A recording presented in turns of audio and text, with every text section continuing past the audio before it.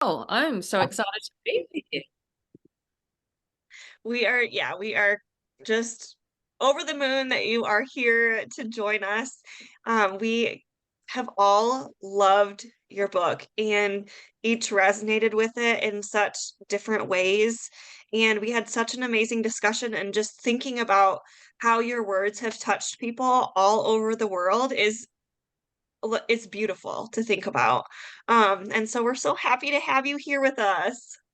Oh, thank you. And that has been the benefit for me too. I mean, it was partly that it was a very cathartic thing for me to do to write this book to help myself get through what my own loss, but I also really wanted to do something that might help us all feel less alone and just the response from readers. Every single day, I'm receiving messages from readers who've had some sort of loss in their lives.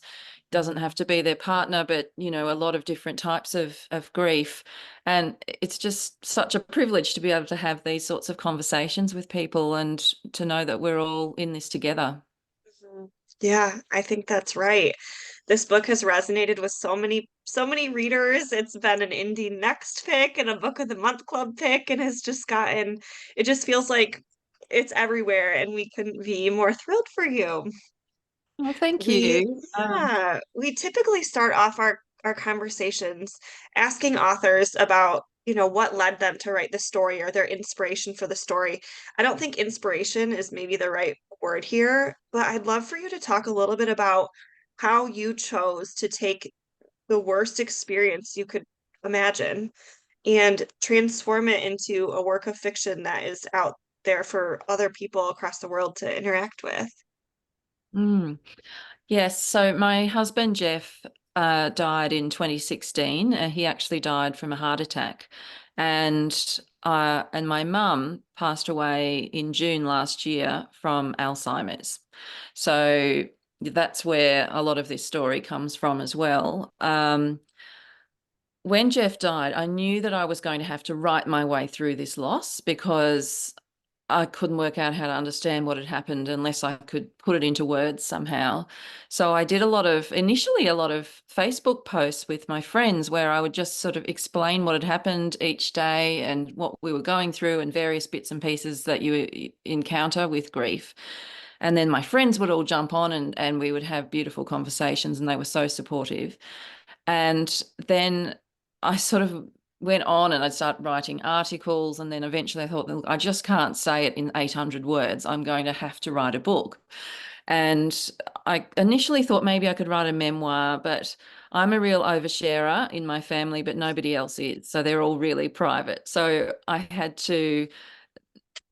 decided to fictionalize it. And I'm just so glad because it meant I could then play in this whole idea of the second love story. And that's something that I haven't yet experienced.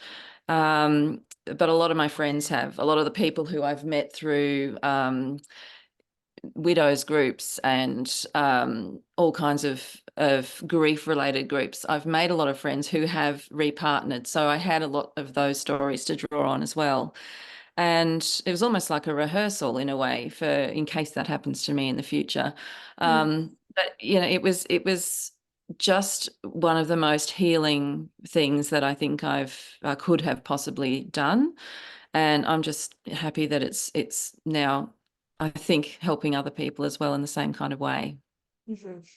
Yeah, certainly. I mean, even just within this group, there are people that have had really staggering losses and have resonated with your words. Authors are often told to write about what they know, and Yeah. surely you've done that here. What boundaries or distinctions did you make for yourself trying to separate your own personal experience with this fictional story? Like, what did you allow to kind of bleed over into the fiction versus what had to stay with just you? There's a lot of me in this book. I am very much like Kate. Somebody said the other day, Kate's a bit of a hot mess. Where did that come from? Well, that came from me. And so that whole opening scene with the grenade actually happened in our family.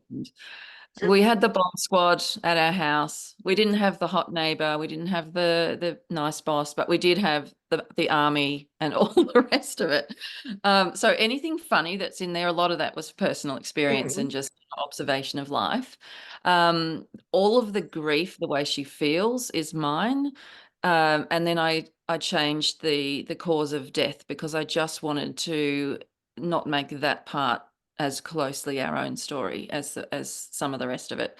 But then, of course, I've chosen how my mum died. So I actually wrote the book before mum died, but we were going through, that terribly gradual loss of losing someone while they're still alive. And so I drew a lot. And in fact, the elderly couple in the novel at the end that she meets in the nursing home were my parents. So that was their little cameo in the book. And I had mum, she didn't understand that I'd written this book, but we've got photos of her holding the Australian version of it last year. Oh, So it means so much to me. And my dad is just, I think he's the world's biggest publicist. He's 91. He just never stops talking about it to everyone who listen. mm. So yeah, but Oh my there's goodness. certainly a lot of I think with most characters that you write, there's a bit of you in them. It's hard to, particularly if you're writing in the first person. Mhm. Um, it's there's a lot of your own thoughts, but because I'd started writing so much on Facebook at the very beginning, I was able to go back and delve into those absolutely in the moment memories of what was going through. So I think some of the immediacy of it is because I did that and had that to draw upon. Because we sort of over the time, you look back and you change how you've seen things. And so this was very much the raw way it was at the time. Hmm. Yeah. I love that you mentioned that you wrote Barry and Claire, your parents, Yeah. into the story because that's such a fun behind the scenes little tidbit. And I think in one of your Instagram posts that you had mentioned that this is as much a tribute to their love story as it Mm. is to yours and Jeff's. And I think that's really special. And just the two types of grief and loss are different but the same. That's right. I thought after I lost Jeff that I thought, well, now I'm a bit of an expert on grief because I've lost someone really close to me. And then mum died. And I realized, no, I'm just an expert in losing Jeff. I'm not an Mhm. expert in losing mum yet. And so it has been completely different. In a lot of ways, it's been softer with mum because she was much older, and Jeff was in the middle of his life, and it was expected. And we could also see where she was heading, and we knew that in a way, it was a kinder outcome for her at that point. So I've learnt so much in the last 6 months about grief that I didn't know until I lost my mum. Mhm. What has it been like to have your book out in the world and your Well, private family reading it, when your children now are older and what has that been like? yeah. Oh, they've been amazing. I was able to bring I've got 3 kids. I was able to bring 2 of them along on the book tour that I did in the States. And they were they're so proud of this. And, they've had to endure 11 drafts as I wrote it. And they're just my biggest cheerleaders. And um, I remember about a year ago, because it came out about a year ago in Australia, I was so anxious about it because it's always anxiety inducing to put any book out because you're worried about what people think of the writing and the story and all of that. But I was also worried about the grief somehow being judged. Will people judge Kate for moving on? All that kind of thing. And I didn't need to worry because overwhelmingly the support has just been incredible. I feel like I've made so many more friends since this happened, Mm. in America and here and Canada. And, it's actually been just one of the most beautiful experiences that I've had.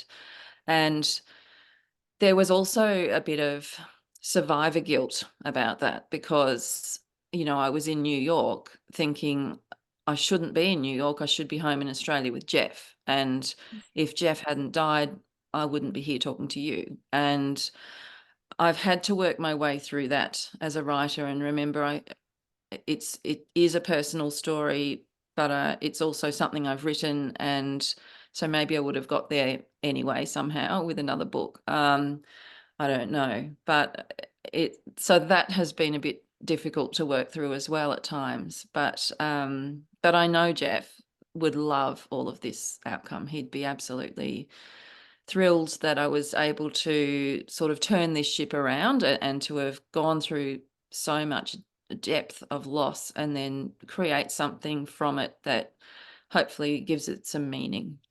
Mm. Yeah, that's really beautiful. And it will always be in the world, which is, I think, the most beautiful tribute to your love story is that it will Yeah. forever now be touching people everywhere. It's, Yeah, it feels like a legacy of our love story. yeah, Mm. yeah, Yeah. how wonderful. I mean, Mhm. On a lighter note, I read that Hugh is heavily drawn from your first book boyfriend. Hmm. Yeah, Would you yes. would you talk more about that? Yeah. Well, I think he's a lot of people's first book boyfriend, Gilbert Blythe. I just I fell in love with him when I was 14, and I and I also fell in love with I remember watching the mini series, the 1987 version, with my sister one summer holidays here in Australia, and fell in love with Gilbert, hook, line, and sinker. And then also fell in love with this concept that Anne was a writer, and she really inspired me to write. And I actually started writing that very weekend. I went to the newsagent got a notebook and pen and started writing this absolutely terrible novel at 14 years old. But it was this compulsion to want to keep writing, and it never left me. So I do attribute all of this to Anne and Gilbert. But I've never actually been to Canada, and it is top of my bucket list. Prince Edward Island, absolute top. And so I've got this chart on my kitchen wall where I put all these. I'm calling it 100 risks and chances, and I put up all the things that I'm hoping to do, and just opportunities that I put out in the world. And I like to show the kids that some of them happen and some of them don't. And that's just what life is like, especially when you're writing. You get a lot of, rejections and all of that along the way. But Canada is top of the bucket list. And so I'm really hoping to get back over there sometime this year and fulfill that dream, because that would feel like a real full circle moment. Mhm. Yeah. Mary Ellen, we're going to open up the chat to some readers if that's okay with you. I believe Mary Ellen has a question. Mary Ellen, are you free? am. Um, Great. I absolutely love this cover, Emma, and I didn't notice it right away. It was when I Marco Polo with a reading buddy of mine, and when she had Marco Poloed me about her reading experience, and I'm staring at the picture, all of a sudden I saw the face profile, and I've Yeah. picked a lot of things out in this. But can you talk about the cover and what all symbolism is on there? It's interesting because I don't know if you've seen the Australian cover, but it's completely different. It's a Mm-hmm. pink, I haven't got it within reach. It's a pink aurora sky at night with a silhouette of a bridge and a car, and she's going across with the headlights on. And I loved that as well. But when we partnered with Zebby Books in the US, it was an interesting process because they said, okay, we'll send you through a few types of covers first. So we looked at existing covers of other books just to gauge what kind of things I like, and did any of them stand out. And I always don't know what to say in these moments because I'm not a designer, and I don't really know. I know what I like, but I feel like there are experts that are much more qualified to be answering these questions. So then they sent it to the designer, who came back with about 3 or 4 different types of cover, all very different. And that one just stood out to us, because there's a depth to it. I think it's this soulful kind of cover. Yeah. The profile of the woman's face is just so artful and clever.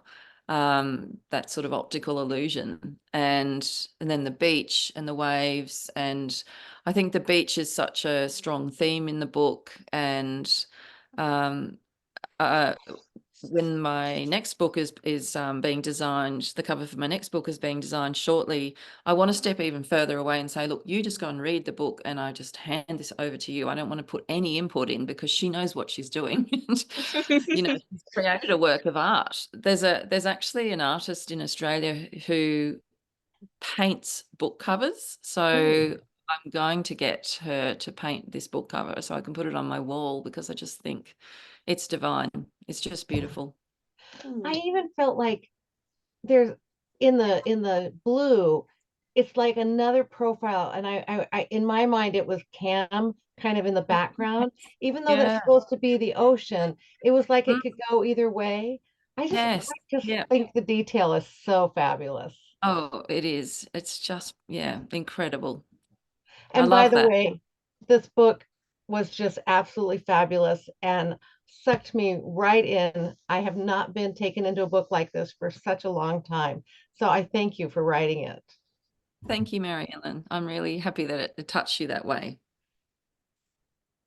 Would you talk a little bit about your publishing journey? Because Zibby Books is a relatively new publisher. And you have, Penguin, is it Penguin Australia for your Yeah. Australian, book? How did that all play out and work for Mm. you? Well, it's really interesting. Well, so I've actually written a couple of young adult novels before this. So this is my first adult fiction novel. And with those, I went through the typical story that you hear of, think I had 17 rejections for the first one, and that ended up being published by HarperCollins, who in fact were the initial rejector. They were the first ones to reject it. 2 years later, after 17 rejections, they picked it up. So Oh. never give up, my moral of that story. Anyway, and then I had an agent. I have an agent, Anjanette Fennell, and she sent this off in Australia, and Ali Watts at Penguin Random House was her top pick, and sent it to her, and she is the person who bought the book. And then Anjanette had been following Zibby Owens on every platform, which means her podcast, Yeah. her Facebook, her Instagram, everywhere she is. She's just this dynamo of a woman in New York that just is just a book lover. And she's got a bookshop in Santa Monica and just everything. And her podcast is Mums Don't Have Time to Read Books. And it's a podcast that publicists and authors are just desperate to be getting onto so that they can be interviewed by her. And Ange thought that maybe Zibby might like to interview me for the podcast. So she was talking to her on Instagram in direct messages and said, I've got this book by an Australian author. It's out here. Would you like to read it? And sent it through to her. And Zibby started reading it on a plane. And as she was flying into New York, she got up to the bit set in New York, and she looked out the window and saw the city beneath her. And she said she just felt like she was in a movie herself. And she got off the plane, messaged Anjanette, said, have you sold the US rights to this book? And we hadn't. And then I think that was on a Saturday. By the Wednesday, I was sitting on a Zoom call with her, and she was telling me that she said, what can I tell you about our publishing house? It's new. We do things differently. We're putting authors at the center of everything. We have author retreats. And I was expecting that I would be having to sell this book to her, but it sort of it sounded like it was the other way around. And I tell this story about we had this wide Australia-wide recall of a product from supermarkets that was bags of spinach that were causing people to have hallucinations. And I remember sitting on the call thinking, have I been having a lot of spinach lately? Because this is this amazing woman in New York saying this, and then I got in the car after that. She'd already immediately sent through an offer to Penguin. And, by 7:30 in the morning, this whole thing had happened. I got in the car, and, you get in the car and turn the radio on, and it's exactly the song that means something important. And it was Alicia Keys' Empire State of Mind, all about New York. And I just thought, what can you do? It's just incredible. So I just have loved being published by Zibby. The team there, I've met all of them. They're absolutely fantastic. I really feel like moving to New York. I would just love to be over there. And it's just been an incredible experience from start to finish. It's only been out for 2 months or something. Yeah. Like feels like, I don't know, forever. Wow. I love that story so much. It's amazing. Yeah. Were there changes from the Australian version and the US version that were made with the different publishers, that did it pretty much stay the same? It pretty much stayed the same. I mean, there was a tiny bit of editing and a few of the really obvious Australian terms we changed just because we didn't change all of them, but we just didn't want people to be drawn out of the narrative Mm. too many times to go, what is she talking about? What is this? And have to look things up. So we changed a few things. But one thing I didn't mention is that I actually started writing this book in New York because I'd been over in 2017 to a conference in Jeff's honor. He was a military historian, hence the grenade that we had in our house. And and I remember being at this conference that was in his honor and feeling the lowest I ever got. It was absolutely terrible because I was being constantly talking about him. It was like being at a second funeral. And then I would go back to the hotel room on my own at night and just fall apart. Mm. And it was only 8 months since he'd died. And it was the first time I'd left the kids back here. So I'd cried the entire way from Sydney to LA. And that was my experience, like Kate had, of leaving Charlie and having that weekend away. And then I thought, well, I've never been to New York, always wanted to go. Jeff loved it, and we were always going to go together. So I thought I'll tack on a couple of days and go there. And I went to the 9/11 memorial. I I just was overcome with the grief that has been experienced in that city, in that one place. And I saw all these names, and I thought of every single family. And then I walked back through Broadway where it was just dazzling, beautiful lights and excitement and music, and then I ended up in Central Park, and it was picturesque, and it was there that I first felt this tiny kernel of hope for my own future. Mm. And I thought, if this city that has had all this grief is still dazzling and beautiful, maybe there's a future for me as well. And because I felt like that, I then thought, I'm flying home later today, but I want to start writing a book here. It just felt Mm. important and symbolic. So I went to the New York Public Library and sat in the Rose reading room at a desk at the back, and just wrote that little section in the book that appears as Kate's excerpt from Kate's book. That's what I wrote in the New York Public Library that day. And then when I went back on my book tour, I went back and sat at that desk, and I took a photo of, this time, the book, the published book, which I had next to my other photo of the laptop with chapter 1 from a few years earlier, and became very emotional about this whole experience of coming back full circle and being there again. It just meant so much to me. Hmm. Yeah, especially because you had planned to go together and you It, have now, but not in the way you would have yeah, ever chosen. Um, exactly. but I love that the city, it sounds like, just kind of wrapped its arms around Yeah, you and welcomed you yeah, and just kind of absolutely. met you where you were at. That's really beautiful. I saw recently too, on Instagram that you just recently go back to the library and start Yeah, writing I your did. next? I was there. So I've got a book coming out later this year, that I did not start writing at the New York Public Library. But then I went back when I was over there for one of Zibby's she had a big event there a couple of weeks ago, and there were 150 people, there were 40 authors. It was just an amazing event.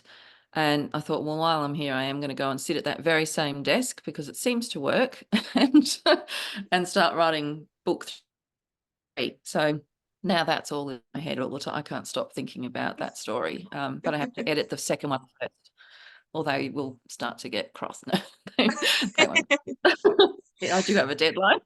Yeah. Yeah. Yeah. Wow. So you're booked. Are you able to share anything about book 2 or 3 at all, or is it just kind of under Yeah. wraps a little bit still? Well, book 3, I've written about 2 sentences, so I can't share much about that, but it's called at the moment I'm calling it Start at the End. And it's got a little bit of a parallel universe, kind of sliding doors. Ooh, Uh, that's Ivana's catnip. She loves sliding doors. She like love says it. sliding doors and she's like, I'm sold. It's her I favorite. need a t-shirt that I just says think that. so. Yeah. I think so many of us are always intrigued by what if, and what if something was slightly different? What if I made this choice or that choice? So that's book 3. But book 2 is it's got an amnesia storyline in it, and it's about a woman who wakes up after an accident that has killed her husband, a car accident that she was in that has killed her husband, and she has absolutely no recollection of him or of their entire marriage. And when she's at the funeral a few days later, she's watching the slideshow of images on the screen, and she sees herself in all these photos, and she doesn't really like what she's seeing, and she can't reconcile where she's ended up with what she was aiming to, where she was aiming to end up when she was younger. So then she ends up having some sort of panic attack and races out of the funeral to jump into a waiting Uber and just flee her life. And it turns out that the Uber driver was not actually an Uber driver. He was standing outside the church trying to psych himself up to go in and face his past. And now a part of his past is sitting in the backseat of his car. And so then we unfold how she got to where she got to, and there's a lot of flashbacks to her first love. So yeah, it's been really fun to write. That Is there a sounds title for that one? Well, we've just been wrangling over the title this week, but I think that the idea that we're going with now is Meet Me Again. mm, that sounds so good. When did you say that one comes out? November this year. Oh, November. Okay. Yeah. Okay. So are you a November girl? Like how does that work, with your Apparently I am now. I think I okay. am. It's good because the publishers, while we were a year apart almost, that was a bit of a difficult thing, because then I'd be trying to write a book, edit a book, promote a book, and then do it all at the once at a different place, and it was all a bit too much. So now I think we're trying to get on the same schedule and be November releases each For year. Australia as well. And yeah. So they're okay because they were before, yeah, because your Yeah. Australia release came out in January of Yeah. 2023, and then Zibby was November. I Yeah. see. You were busy. You were busy this year. Yes. It was a hectic year. Oh my goodness.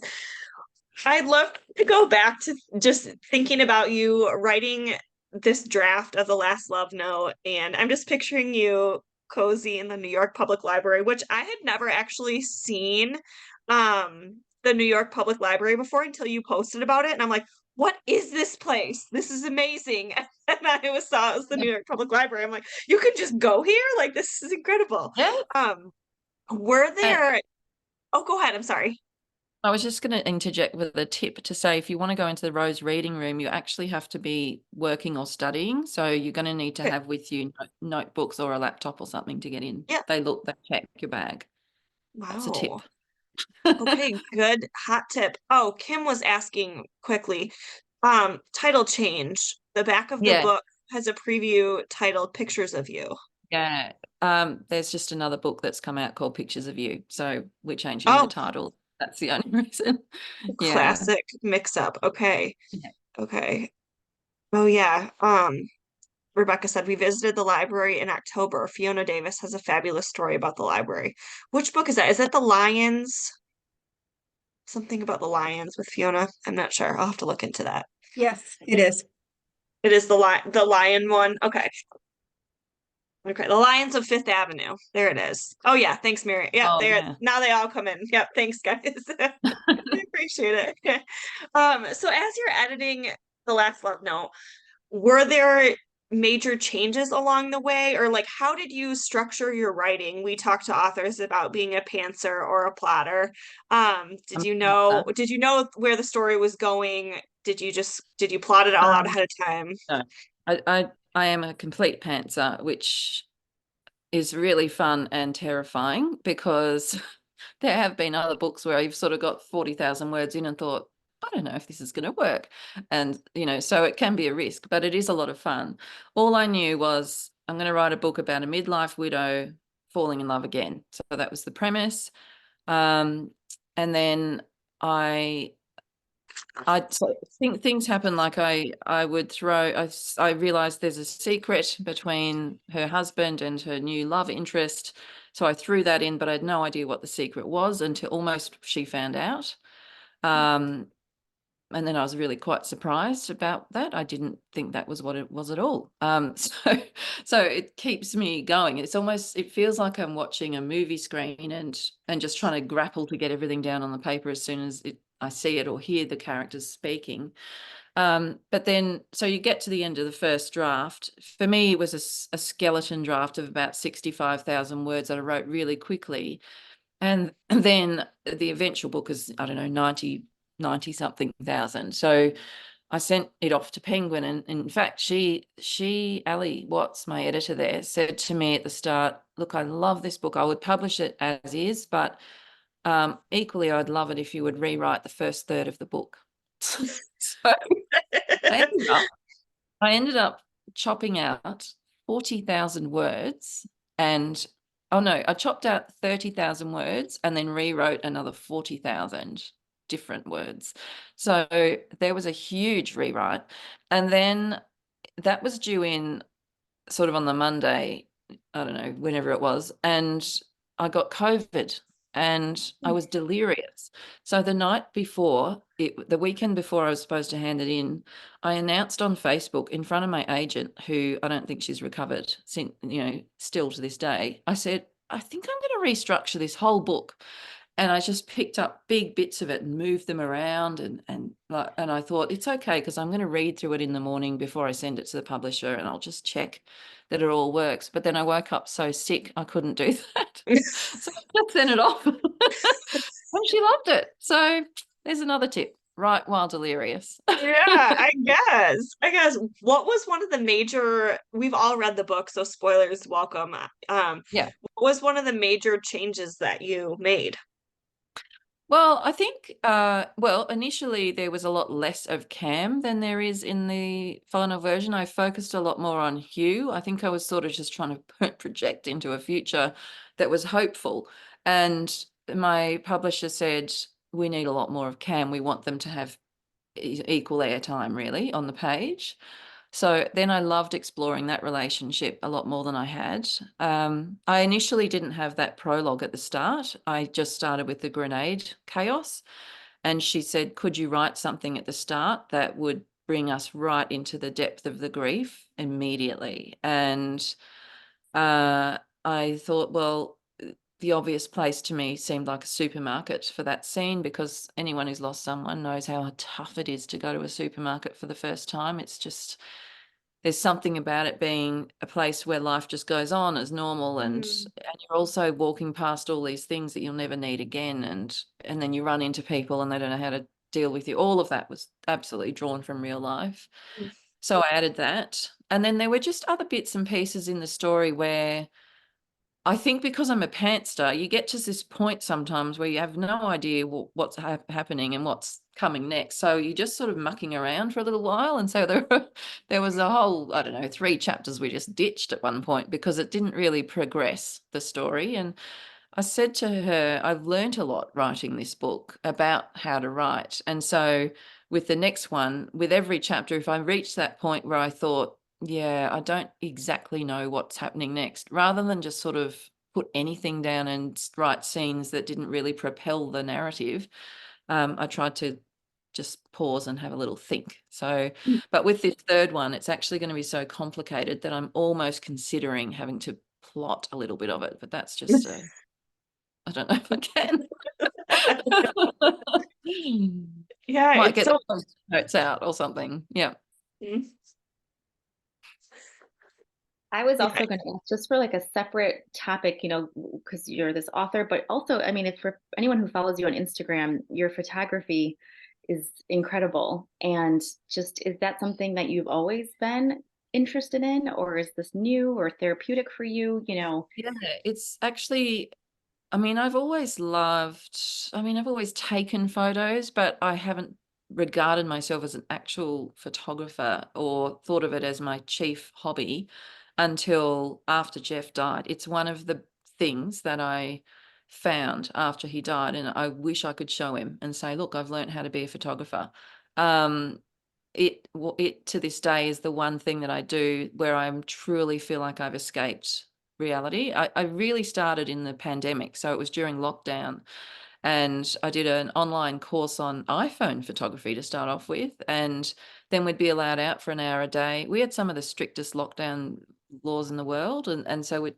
And I know it was the same at at various times all over the world where you would just get out for an hour a day for a walk or something, and I would just take photos and I'd forget that we're in the middle of a pandemic. I just became so enthralled by taking photos of little dewdrops on blades of grass with the macro lens and all this sort of thing. And then I managed to take photos of the aurora, which apparently I had not known, having lived here for 50 years, that I could see from about 15 minutes away from my house. Finally worked out by mixing with other photographers and experts where to go and how to take photos and what settings to use and when and all of that.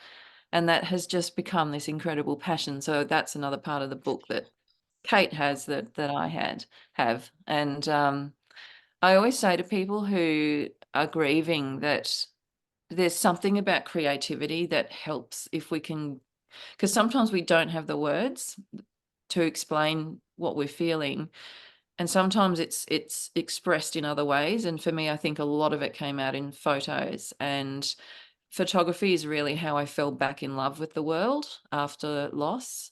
I do remember going for a walk about 6 weeks after Jeff died with my friend, and it was a spring day. It was near a lake. It was beautiful. There were blossom trees and water sparkling in the sunlight, and I just looked at this scene before me, and I remember thinking, I can see with my eyes that that's beautiful, but I'm not feeling a thing about it. And I remember thinking I can either just give up on going out and looking at things until I'm, better, or I can just keep going out into the world until I feel something again. And then it was through photography that I fell in love with the world again. And I just wish that everyone could find their thing, whether it's gardening or cooking or art or whatever it is, music, just something that you do or make or look after that helps us to express some of these emotions that seem to come from a place that you can hardly articulate sometimes. That's good advice for anyone who, needs it. I mean, it's just so valuable, and it's so wonderful that you found this. Just sounds like Jeff would be so happy for all of Yeah. everything that you're doing. It's so wonderful. Yeah. I just want to, this isn't even going to come through clearly, but oh gosh, it's not at all. Oh, it's going to be terrible. I was just pulling up this photo you took on your Instagram. It's from like the beginning of January of this beautiful, at the end of your street, this beautiful Australian yeah. field with the Yeah. double rainbow. Yeah, it Oh was my good. goodness.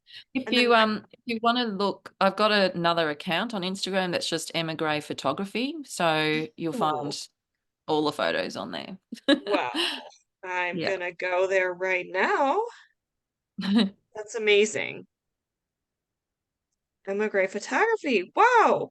So you do you do weddings and things like No, that?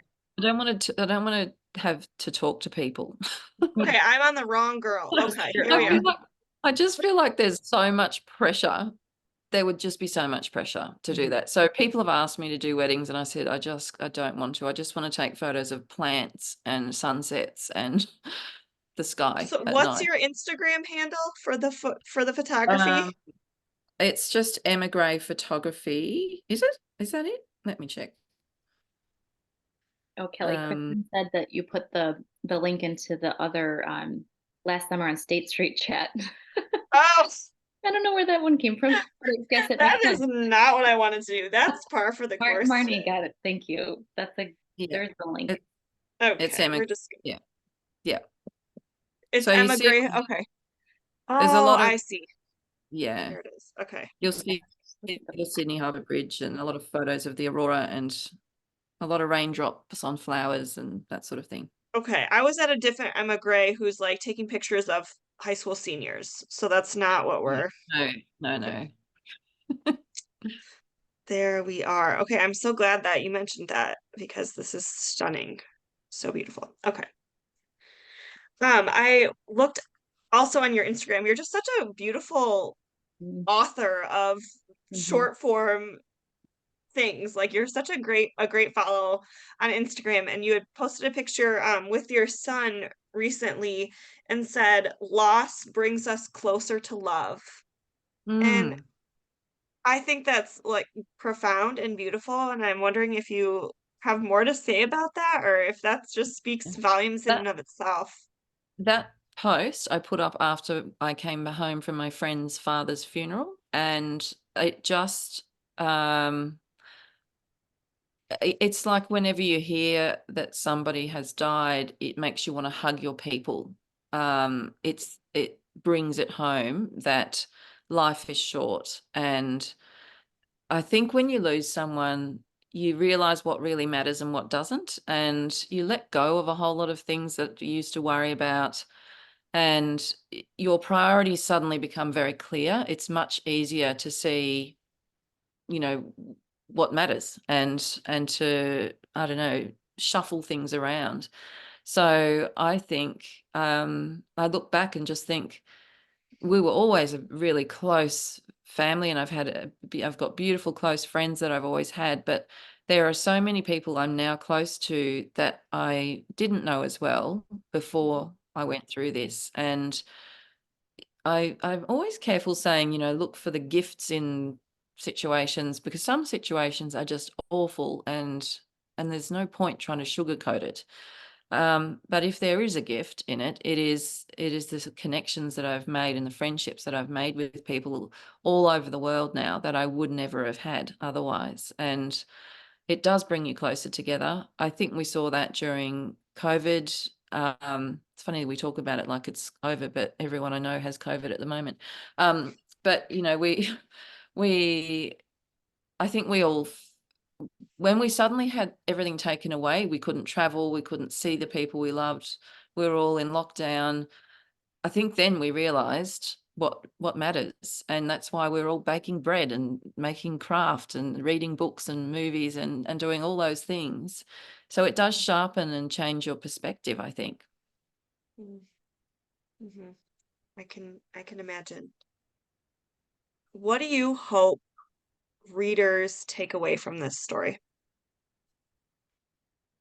Um, I really hope that it helps us to not be so scared to talk about grief, because it's so hard when it happens to you in a society like we have in Australia and you may have there, where people are scared to talk about it, and then it's a million times harder when it happens. So I do hope that it helps to generate that kind of discussion.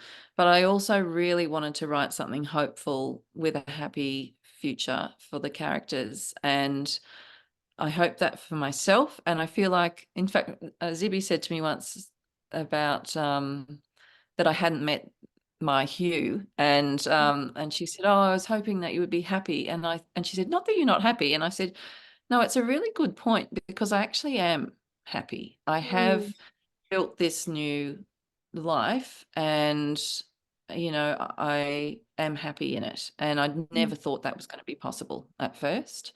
So I want people to realize that you can have a plan B future after any sort of loss. It doesn't have to be death, divorce, all kinds of other losses that we can have. And I wanted people to feel that way, when we go to see a romantic comedy, and we just feel like we've been through the ringer, and we're crying, and we get out of the movie theater, and we're not even fit to see anybody because we just look like we've been crying for 6 weeks. And so I sort of wanted that feeling, but in a hopeful, positive way, as yeah, well as, confronting the tough stuff. yeah, definitely. I think you walked that line so well. We were talking about in our book club before you hopped on just how people were laughing and crying. And Yvonne and I were saying like we never laugh out loud or really, I don't know. I won't speak for you, Ivana, with your tears in books, but I rarely cry during books either. But I was just like crying tears of joy and tears of happiness, and just I was feeling like all the full range of emotions, and you just captured that so well. Oh, thank you. That's good. That's what I was hoping for. Yeah.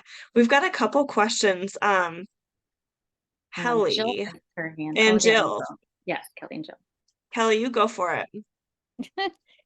Well, first of all, thank you so much for this book. I actually was telling Kelly before you got on that I was so surprised that you responded to my quote comment on your picture of your mom and your dad last night. I was like in shock. Oh, Kelly, yes. Oh, Um, yeah, thank you for that. I appreciate it. But I just wanted to know, because I'm coming from my part of my grief, but when Mr. Knightley, when the dog, I was like, at this point, I was like, I wanted to just go, how is she dealing with all this? Like and you seem so like you've been able, and I'm happy for you that you seem like you've kind of, I know grief comes in waves. That's not what I mean. yeah. But at some point, did you just want to did you just throw your hands up and were you just completely messy and oh my God, why is this now Yeah. happening to my dog too? Yeah. And that dog, that's my dog. That is my dog, Mr. Knightley, who died. That whole story, Jeff bought me that dog exactly as it happened. Mm, That nearly finished me off, to be yeah. honest, the dog. So, so you got to remember, Jeff died 7.5 years ago now. So you're talking to a very different person from who you would have been talking to 7 years ago. And I noticed that when I was in the New York Public Library, because I remember walking out of there that first time, 8 months after he died, thinking, okay, I've just had this thing where I've collapsed in a heap in at the conference, and now I feel quite strong, and I can do this. I'm going to go back home. I've got the kids. We'll make it work.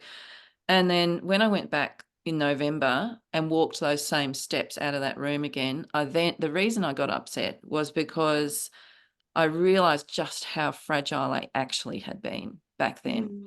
like all those years ago. And um, I mean, we had so many nights where I couldn't stop crying. We would jump in the car and go to our friend's house in our pajamas, and she would make hot chocolate. And by the time we got there, we were usually okay. But we just you just have to feel all of that, because it's just how it is and at first it's so much harder. They say, I mean, I always try to avoid these trite things, but people say time heals. It does soften it and make it easier to absorb it into your life. You never stop thinking. I mean, I think about Jeff every day, not just because I'm constantly talking about this book, but I just have him in it's like a soundtrack behind my life all the time, thinking about Jeff. But I reached a point where I can think about him and smile and not feel instantly gutted. Mm. It's a warm feeling now. And when I did the book tour, the times that I did cry while talking was all about mum every time. And that's because it's only been 6 months, and so that would be what I was losing my composure over, talking about mum. And so I think one thing I really learned was, you're going to feel sad for a long time and you can't change that. But what you can do is just grasp for any little piece of joy or happiness that you can find. And at first I found it hard to do that because I felt guilty if I had a skerrick of happiness. I remember going out for dinner with my friend, and we had a laugh over a few things, and I was walking back to the car in the dark, and I felt a smile on my face, Mm. recalling what we've been laughing at. And then I felt so bad. I thought, how could I possibly have smiled or laughed because my husband died? Um, and I came to realize that you can't erase that grief, but you can add to it with the light. So Mm. um, that's the way I've tried to do it. But I think it's really important to never pretend things are better than they are, or just to be open about how it is. And I put up a very confronting image of myself, absolutely distraught. You'll still find it on Facebook, on Instagram, ages ago, because and it was two pictures actually. I put up one picture that I'd taken that was a headshot that I had to take for a conference, and the same day I had this same picture taken that I took of a selfie of me distraught because a Facebook memory came up with a picture of Jeff with Seb, who was 5, my son, who's now 13, on his lap reading a book, and I completely lost it. And that was just a few months ago. And I just wanted to sort of show people that what you see is not always how it is, and that things change even on, on one day during the day. And this is why it's so important for us to talk about this, because so often we'll look at someone and think, well, why do I feel like this when they're obviously fine and doing really well? And, I think the more of us that are open about how hard it is, the easier it is for all of us. Well, thank you. I appreciate you sharing that. But when Mr. Knightley, I thought, oh my gosh, how much more can this poor person have I to take? know. I know. So I'm sorry about Yeah. that too. But Yeah. thank you. This is a gift. It's a gift for your the legacy of your love, but it's a gift for all of us too. Truly. Truly. Thanks. Okay, Jill, you have a question too? No, well, some of it kind of got answered, but first of all, it's beautiful. I read it, I think, in 2.5 days. I couldn't put it down. About the grief, I think that the way that you discussed it is even helpful to people who haven't experienced it firsthand. My best friend's son died, and a lot of the things that you talked about were helpful for me as a friend, like not being afraid to talk about it, and that person has changed forever, and that's okay. They're still there, but they're different. Yes. And there is no time limit on grief. Grief will be a little bit inside you probably for the rest of your life. And I just wanted to thank you for those lovely messages that you sent in such a lovely way. But I wanted you to talk a little bit about the bucket list in the book. Is that, and you mentioned it a little bit, you said it was what, 100 risks and chances? Yeah. Is that something that you've always done? Is that taken out of your goal? So it's a little bit different that is a little bit different from a bucket list. I mean, I've got a list of sort of where I want to travel to and things I want to do around the house and all that sort of stuff. But this 100 risks and chances, I used to call it 100 rejections, which is not my own idea. I got it from another writer who said, if you're not being rejected as a writer 100 times a year, you're not putting your work out there enough. And the idea is the more you put out, the more likely it is that you'll either get enough feedback to improve what you're writing, or you will get something over the line with someone. And because everyone's scared of failure, and myself included, it's not a nice feeling. And we need to learn to embrace that as just part of the journey. A word that I try to avoid. I just feel it's overused. Anyway, it's a journey. And so now this year, instead of calling it, so last year, for example, I put up anything that I tried to do with my books, or if I tried to get a speaking gig somewhere, or send an article off somewhere, or even try to take photos of the aurora, I would put it up on this chart and then either cross it off or tick it off if it happened or it didn't happen. And I wanted to show the kids. So I think in the end, I had 60% of things didn't happen or didn't work out or failed, and 40% did work. But those 40% were things like I got the book deal with Zibby and changed my life, in that way. So this is where the gold is, I think, in this approach. And so on this year, I'm calling it 100 risks and chances, just to make it seem a bit less negative in the title. And I've already got 29 things listed on there. And this week, in fact, just today, one thing has not happened and another thing has happened. And they're not huge necessarily. They're just, some of them are quite small. But it just keeps me active, putting things out, and keeps me with, I'm just reminding myself that it's okay and normal that you're going to fail, and that's just part of it. And just trying to get the courage to keep going and put things into the world and hope for the best. That's lovely. It's a lovely life message. I love it. Thank you. Yeah. Thank you. Okay. I would love before we wrap up if you, Emma, could share a little bit about some books that you've read recently that you have loved. Also, I'm curious if there are any Australian authors that are flying under the radar here in the US that we should know about because Yes. I want more of that. Yeah. Okay, let me mention my friend, Karen Main, her name is. She has a book coming out there that I'm sure is going to take off, and it's come out here and it's a bestseller. It's called Lenny Marks Gets Away with Murder. Oh, And yes. Uh-huh. yeah, you'll see it's just starting to appear because I think the advanced review copies might be floating around. So I think it comes Yeah. out in your summer. It's great and people have loved that book here. It's quirky and just, it's interesting the way she's written it. So I'd look out for that one. Michael Thompson is another Australian author who has a book out there. I think you've already, you may have even met him on one of these calls. His book is great. How to Be Remembered. Yes. And and then I have a friend called Nina Campbell, and she's written a feminist revenge thriller Mm. called Daughters of Eve, which I believe you can buy over there as well. So What Daughters was of it? Eve. Daughters of Eve. Yeah. Okay. Um, so there you go. There's a few. And I'm now in this really exciting position where I'm getting to read books before they come out, which is one of the best perks, I think, of doing this. That publishers are sending advance review copies and I'm being asked to blurb books and that sort of thing. So that's all new to me, and I'm really very excited to start reading some of those. That's Yeah, wonderful. Brenda said she's just got the Lenny Marks book. Oh, great. Yeah, that's so fun. Enjoy. Karen's great. So let me know if you need to be introduced to her and I'll put you in touch with her. Oh, that's wonderful. I love it. I love it.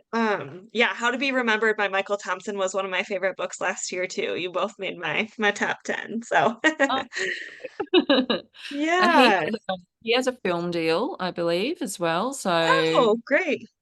yeah. Has the last love note been optioned at all yet for any sort of Um film? it hasn't, it's not over the line with any, but we've had a few inquiries. So there are quite a few different film companies currently reading it. So Okay. That's yeah. exciting. I love that. Well, we are so excited for you and what's to come, and we're so grateful that you have put your story out into the world. Before we wrap up, I wanted to share one thing. Um, Again, from your Instagram that is so thoughtful and lovely. You shared a quote recently that was you had initially shared 6 months after Jeff had died, and you just recently reshared it. And I just wanted to read it because it's great. The quote is, "You don't have a right to the cards you believe you should have been dealt. You have an obligation to play the hell out of the ones you're holding." And I just wanted to say, like, you're playing the hell out of your cards. Like, that's what you set out to do. And you're doing it and it's amazing. And it's just a privilege to watch that from afar. Oh, that's given me goosebumps. Thank you. That's such a lovely thing to hear. Not easy, and it's a long road, but yeah, I'm just happy to be sitting here talking to you from Australia. And if you'd spoken to me 7.5 years ago and we predicted this, I would never in a million years have thought that we'd be doing this now. So Mhm. um, but my heart goes out to anyone on the call that is going through a loss now. And I'm just very grateful to all of you for the support you've given me. It's just been beautiful. It's Well, been we're our so pleasure. lucky. We're so Yeah. lucky that we got a chance to chat with you. We've been looking Oh, forward to it. Well, can we grab a quick photo? Photo with I lent you. my book out, so I don't have it, but that's okay. Somebody else is Someone lending asked to it. borrow my book, and I said no because I needed it for tonight. After this photo, I will lend it out. Okay. Well, let me get my screenshot thing ready here. Okay, you get it. Okay. Okay, ready? Okay, 1, 2, 3. Got it. Okay, well, Emma, thank you again for joining us. We are just so grateful for your time and happy Friday to you. We're still living in the dark ages Yeah. and Thursday over Oh, here yeah, in the US. So, Good over here in the future. yep. Yeah. Well, have Oh, a have a great great rest. Oh, evening. good. Yeah, you have a great evening. Thank Thank you, you. And Emma. thank you again for joining us. Goodbye, everyone. Everyone. Good Thank job. you. Bye. Thank you. Thank you. Thank you.